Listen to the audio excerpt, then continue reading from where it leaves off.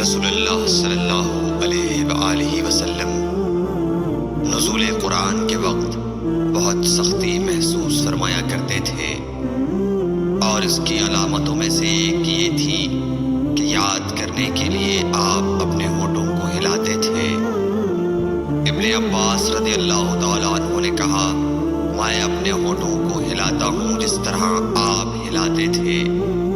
سعید کہتے ہیں، میں بھی اپنے ہونٹ ہلاتا ہوں جس طرح ابن عباس رضی اللہ تعالیٰ عنہ کو میں نے ہلاتے دیکھا۔ پھر انہوں نے اپنے ہونٹ ہلائے۔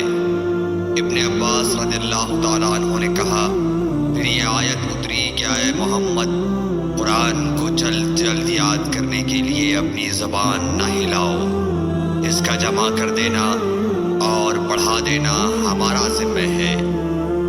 حضرت ابن عباس رضی اللہ تعالیٰ عنہ کہتے ہیں، یعنی قرآن آپ صلی اللہ علیہ وآلہ وسلم کے دل میں جمع دینا اور پڑھا دینا ہمارے ذمہ ہے۔ پھر جب ہم پڑھ چکے تو اس پڑھے ہوئے کی اتباع کرو۔ ابن عباس رضی اللہ تعالیٰ عنہ فرماتے ہیں، اس کا مطلب یہ ہے آپ اس کو خاموشی کے ساتھ سنتے رہو، اس کے بعد مطلب سمجھا دینا ہمارے ذمہ ہے۔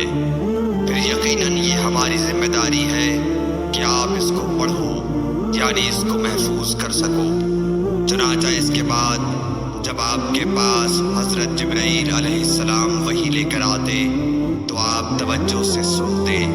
جب وہ چلے جاتے تو رسول اللہ صلی اللہ علیہ وسلم اس وحی کو اس طرح پڑھتے جس طرح حضرت جبرائیل علیہ السلام نے اسے پڑھا تھا۔ صحیح بخاری حدیث نمبر 5۔